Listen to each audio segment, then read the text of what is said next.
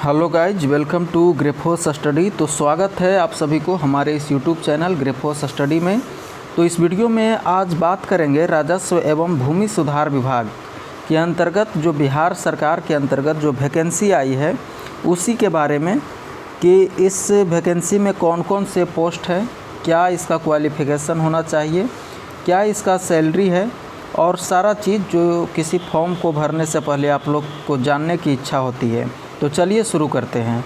तो सबसे पहले इसमें देख लेते हैं कौन कौन से पोस्ट है। तो यहाँ पे पोस्ट की बात करें तो सबसे पहला पोस्ट है इसमें विशेष सर्वेक्षण सहायक बंदोबस्त पदाधिकारी है।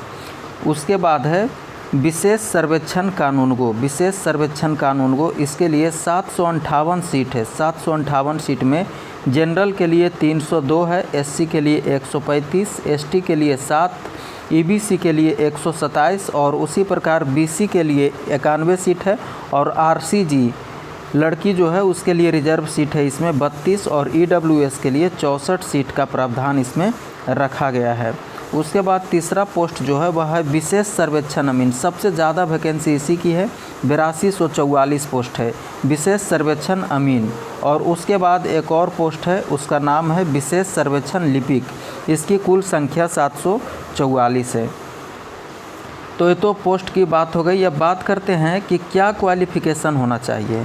तो विशेष सर्वेक्षण सहायक के लिए जो है इसका क्वालिफ़िकेशन AICTE से मान्यता प्राप्त संबंधित सिविल इंजीनियरिंग में बीटेक होना चाहिए। क्या होना चाहिए? बीटेक होना चाहिए। और साथ ही साथ 2 वर्षों की सरकारी या निबंधित गैर सरकारी संस्थान से कार्य अनुभव होना चाहिए। इसमें विशेष सर्वेक्षण सहायक के लिए, जिसे बंदोबस्त पदाधिकारी भी कहते हैं। तो इनका वेतन की भी बात कर लेते हैं। तो इसमें जो इनका टोटल वेतन है वह 59,000 रुपया 59,000 रुपया आपको जो है प्रति मंथ इसमें मिलेगा, जिसमें मानदेय आपका 52,202 रुपया का है और EPF ESI का अंशदान 2497 है। और इसमें जो है मोबाइल, लैपटॉप व इंटरनेट व्यय के लिए प्रति माह आपको जो है 4,000 रुपया मिलेगा 12 माह के लिए। प्रति वर्ष नहीं, प्रति महीना जो है 4,000 रुपया मिलेगा 12 माह के लिए। मतलब आपको जो है लैपटॉप के लिए 48,000 रुपया का टोटल सरकार जो है वहन करती है। उसके बाद दूसरा पोस्ट है विशेष सर्वेक्षण कानूनगो। कानूनगो के लिए इसमें आपको क्वालिफ़िकेशन क्या है, तो इसके AICTE से मान्यता प्राप्त SBT से पंजीकृत संस्थान से 3 वर्षीय डिप्लोमा या 2 वर्षों की सरकारी गैर सरकारी कार्य अनुभव। इसमें कानूनगो का क्या है, तो कानूनगो में 2 वर्षों का आपको डिप्लोमा होना चाहिए सिविल इंजीनियरिंग में। 3 वर्षों के लिए डिप्लोमा होना चाहिए सिविल इंजीनियरिंग में और फिर 2 सालों का कार्य अनुभव होना चाहिए। इसमें एक चीज़ और बता देना चाहते हैं कि इसमें 2 वर्षीय डिप्लोमा जो लेटरल एंट्री के थ्रू जाते हैं उनके लिए यह जो है कानूनगो का पोस्ट नहीं है, क्योंकि इसमें साफ लिख दिया गया है 3 वर्षीय सिविल इंजीनियरिंग में डिप्लोमा एवं 2 वर्षीय। तो लेटरल एंट्री जो है इस बार अप्लीकेबल इसके लिए नहीं है। पिछले बार जो था विशेष सर्वेक्षण अमीन में लेटरल एंट्री वाले अप्लीकेबल थे, लेकिन इस बार जो है इसमें 3 वर्षीय सिविल इंजीनियरिंग में डिप्लोमा इसमें भी मांग लिया गया है। तो इसमें भी लेटरल एंट्री का जो है इस बार फॉर्म नहीं भर सकते हैं। तीसरा है तो विशेष सर्वेक्षण अमीन में, तो इसमें भी AICTE से मान्यता प्राप्त राज्यों से SBT से पंजीकृत संस्थान में 3 वर्षीय सिविल इंजीनियरिंग में डिप्लोमा होना चाहिए। 3 वर्षीय सिविल इंजीनियरिंग में डिप्लोमा होना चाहिए। इसमें कोई जो है कार्य अनुभव की ज़रूरत नहीं है विशेष सर्वेक्षण अमीन में। बाकी ऊपर के 2 पोस्ट थे, विशेष सर्वेक्षण कानूनगो और बंदोबस्त पदाधिकारी, इसमें जो है 2 वर्षों का कार्य अनुभव खोज रहा था। उसके बाद चौथा पोस्ट जो है वह है विशेष सर्वेक्षण लिपिक। लिपिक का पोस्ट है। इसका जो वेतन है वह 25,000 है। 25,000 मासिक। इसमें कोई जो है एक्स्ट्रा, जिसमें लैपटॉप, इंटरनेट, इसका कोई भी एक्स्ट्रा चार्ज नहीं मिलेगा। इसमें सिर्फ 25,000 रुपया आपको वेतन मिलेगा। निर्धारित इसका इतना ही किया गया है। इसके लिए आपका क्वालिफ़िकेशन जो है मान्यता प्राप्त किसी भी विश्वविद्यालय या संस्थान से स्नातक की डिग्री होनी चाहिए। अब बात कर लेते हैं सिलेबस का कि इसमें आपको जॉब करना है तो इस बार जो है एग्ज़ाम देना पड़ेगा। तो सिलेबस क्या रहने वाला है, तो सिलेबस जो है सबसे पहले बात करते हैं विशेष सर्वेक्षण सहायक बंदोबस्त पदाधिकारी का। इसमें प्रश्न पत्र जो है टोटल 100 अंकों का रहेगा, जिसमें 100 प्रश्न रहेगा, जिसमें 75 प्रश्न जो है वह सिविल इंजीनियरिंग आपके जो ब्रांच पेपर है उससे ही 75 प्रश्न पूछा जाएगा, और 25 प्रश्न जो है वह आपको जनरल स्टडी का रहेगा, जो कि स्नातक स्तरीय, दोनों का जो लेवल है वह स्नातक स्तरीय का होगा। उसके बाद कानूनगो जो है उसके लिए आपको क्या चाहिए, तो उसके लिए भी 100 क्वेश्चन मिलेगा, जिसमें आपको सिविल इंजीनियरिंग आपके ब्रांच पेपर से 75 क्वेश्चन पूछा जाएगा, बाकी 25 क्वेश्चन जो है वह जनरल स्टडी के पूछे जाएंगे। तो इसमें आपको जो है सिविल इंजीनियरिंग का जो प्रश्न पूछा जाएगा वह डिप्लोमा के स्तर से पूछा जाएगा, लेकिन जनरल स्टडी इसमें भी जो है स्नातक स्तरीय पूछा जाएगा। उसके बाद विशेष सर्वेक्षण अमीन है, तो इसके लिए आपको सिविल इंजीनियरिंग से भी इसमें 75 प्रश्न पूछे जाएंगे और जनरल स्टडी से इसमें 25 प्रश्न पूछे जाएंगे।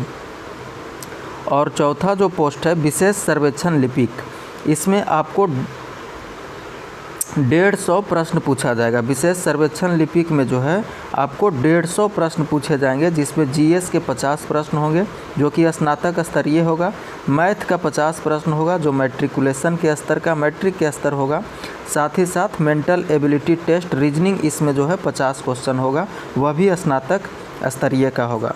तो यह तो सिलेबस की बात हो गई, समझ गए होंगे आप लोग कि किस प्रकार से जो है आपका सिलेबस होने वाला है।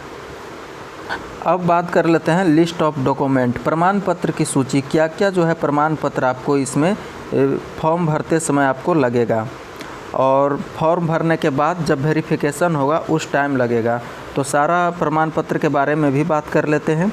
तो सबसे पहले इसमें आपको जो है मैट्रिक समकक्ष परीक्षा का प्रमाण पत्र, जिसमें आयु एवं पहचान प्रमाणित हो, मतलब आपको मैट्रिक का सर्टिफिकेट चाहिए जो संबंधित बोर्ड या फिर समकक्ष द्वारा निर्गत होना चाहिए। उसके बाद डिप्लोमा का प्रमाण पत्र एवं अंक प्रमाण पत्र होना चाहिए। तीसरा में है जाति प्रमाण पत्र आपका होना चाहिए। जाति प्रमाण पत्र नॉन क्रीमी लेयर सहित चालू वित्तीय वर्ष में अस्थायी निवास से ये अंचलाधिकारी द्वारा निर्गत होना चाहिए। देखिए यहाँ ध्यान देने योग्य बात है कि आपको जाति प्रमाण पत्र जो है अंचलाधिकारी द्वारा ही निर्गत होना चाहिए। उसके बाद चरित्र प्रमाण पत्र है, तो यह चरित्र प्रमाण पत्र आपको बनवाना नहीं है। जैसे कोई भी पुलिस का एग्ज़ाम होता है, फोर्स का एग्ज़ाम होता है ना, उसमें चरित्र प्रमाण पत्र बनवाना होता है, तो वह थाना से बनता है, आपके नज़दीकी थाना से। तो इसमें वह चरित्र प्रमाण पत्र नहीं है। आप जब कोई भी कॉलेज में नाम लिखाए होंगे तो लास्ट में आपको जो है मिलता है SLC, जो जिसको लिविंग सर्टिफिकेट कहते हैं, और साथ ही साथ उसी के साथ में जो है आचरण सर्टिफिकेट भी मिलता है। तो कॉलेज से यह जारी किया जाता है। तो यह जो अगर जो आपके पास नहीं हो तो आप अपने कॉलेज में जाए, वहाँ से आपको यह दे दिया जाएगा।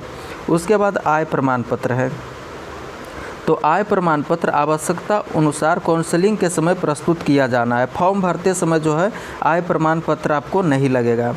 अस्थायी निवास के अंचलाधिकारी द्वारा निर्मित, यह भी जो है अंचलाधिकारी द्वारा ही निर्गत होना चाहिए। उसके बाद छठा नंबर में है आपका economic income and assist certificate by product by economical vicar section EWS। तो EWS जो है आपका DM, SDM या फिर CO of permanent residence, CO के द्वारा आपका जो है बना हुआ होना चाहिए, लेकिन यह भी जो है चालू वित्तीय वर्ष में होना चाहिए। 1 अप्रैल के बाद जो है आपका सारा सर्टिफिकेट बना होना चाहिए। उसके बाद 7वां में आपका है हाल में खींचा गया फोटोग्राफ, स्वहस्ताक्षरित फ़ोटो आपको देना पड़ेगा। फिर बिहार के अस्थायी निवासी का प्रमाण पत्र, यह भी अंचलाधिकारी द्वारा ही निर्गत होना चाहिए। उसके बाद यदि आप विकलांग हैं तो DQ प्रमाण पत्र होना चाहिए, यह प्राधिकृत मेडिकल बोर्ड द्वारा निर्गत होना चाहिए। उसके बाद 10वां नंबर में है स्वतंत्रता सेनानियों के पोता पोती नाती नतनी का प्रमाण पत्र, यह संबंधित जिलाधिकारी द्वारा हस्ताक्षरित होना चाहिए। यह स्वतंत्रता सेनानी के पोता पोती मतलब अगर जो कोई नहीं समझते हैं तो यहाँ थोड़ा सा बता देना चाहते हैं कि जिनके दादा दादी या फिर नाना जो भी है वह जब भारत स्वतंत्र हो रहा था तो उसके लड़ाई में यदि शामिल हुए हैं, तो वैसे जो व्यक्ति थे उस समय उनके आजकल जो है पोता पोती नाती नतनी को जो है यहाँ पे छूट दिया जाता है। तो इसका जो प्रमाण पत्र है वह बिहार में तो है ही, मतलब प्रमाण पत्र जो है जिलाधिकारी से आपको हस्ताक्षरित होना चाहिए। उसके बाद 11वां नंबर में है विवरण पुस्तिका के अनुसार अन्य संबंधित प्रमाण पत्र। बाकी जो भी प्रमाण पत्र है वह आपको जो है वहाँ काउंसलिंग के समय आपको लेकर के जाना है। तो यह हो गई प्रमाण पत्र के बारे में। आशा है कि आप लोग प्रमाण पत्र के बारे में अच्छी तरह से जान गए होंगे कि कौन कौन जो है प्रमाण पत्र आपको लगने वाला है। अब बात कर लेते हैं कि फॉर्म का जो है फॉर्म भरा कब से जाएगा और ये फॉर्म भरने का लास्ट डेट कब तक है। तो देख लेते हैं। रजिस्ट्रेशन ऑनलाइन जो है भरने का प्रारंभ डेट है 13/4/2023 और ऑनलाइन भरने का रजिस्ट्रेशन का अंतिम तिथि है 12/5/2023। रजिस्टर्ड अभ्यर्थी द्वारा आवेदन भरने एवं परीक्षा शुल्क भुगतान करने का चालान जो है डाउनलोड करने का अंतिम तिथि 10/5/2023 है।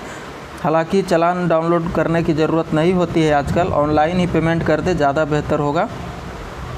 रजिस्टर्ड अभ्यर्थी द्वारा आवेदन भरने एवं डेबिट कार्ड नेट बैंकिंग के द्वारा भुगतान करने का यह भी तिथि 12/5/2023 तक है। डेबिट कार्ड क्रेडिट कार्ड से जो पेमेंट करेंगे उनका जो है 12/5 तक लास्ट डेट तक होगा, लेकिन चालान वाले को 2 दिन पहले तक 10 तारीख तक ही चालान जो है निर्गत किया जाएगा। उसके बाद इसमें एक बार जो है त्रुटि का भी व्यवस्था किया गया है। ऑनलाइन आवेदन पत्र सुधार एडिट करने की तिथि दिया गया है 18/5 से लेकर के 20/5/2023 तक। इसमें आप जो है अपने फॉर्म को सुधार कर सकते हैं। उसके बाद जो है uploading of online admit card कब जो है अपलोड किया जाएगा इसके बारे में भी कोई जानकारी नहीं है, तो यहाँ लिख दिया गया है अथा समय सूचित किया जाएगा, जब होगा तब आपको बता दिया जाएगा। उसके बाद proposed date of CBT exam कब होगा इसका, तो वह भी अभी निर्धारित नहीं किया गया है, वह भी आपको एग्ज़ाम होने से पहले आपको जो है सूचित किया जाएगा। उसके बाद लास्ट में एक चीज़ और डिस्कशन कर देना चाहते हैं कि इसका एग्ज़ाम जो होगा इस बार ऑनलाइन होगा। और मेधा सूची कैसे बनेगा, तो मेधा सूची के लिए प्रत्येक पद के लिए जो है ना वह पदवार मेधा सूची उम्मीदवार द्वारा अपने कंप्यूटर बेस्ड ऑनलाइन परीक्षा से प्राप्त कुल लाभांक के आधार पर तैयार होगा। जो आप एग्ज़ाम देंगे उसमें जो कंप्यूटर बेस्ड टेस्ट जो एग्ज़ाम होगा, जितने प्रश्न आप सही करेंगे उसी के आधार पे आपको जो है मेरिट लिस्ट बनाया जाएगा। इस बार जो है पहले जैसा नहीं रहा कि नंबर सिस्टम से जो है आपका मेरिट बनेगा, तो इस बार वैसा नहीं है। इस बार आपको तैयारी बेहतर करना है और अच्छे से जो है स्कोरिंग करना है, क्योंकि उसी के कंप्यूटर बेस्ड टेस्ट के आधार पर ही आपका जो है मेरिट बनेगा। तो आशा करते हैं कि आपका सारा डाउट क्लियर हो गया। तो इस वीडियो में इतना ही, मिलते हैं नेक्स्ट वीडियो में नेक्स्ट अपडेट के साथ। तब तक के लिए जय हिंद, जय भारत।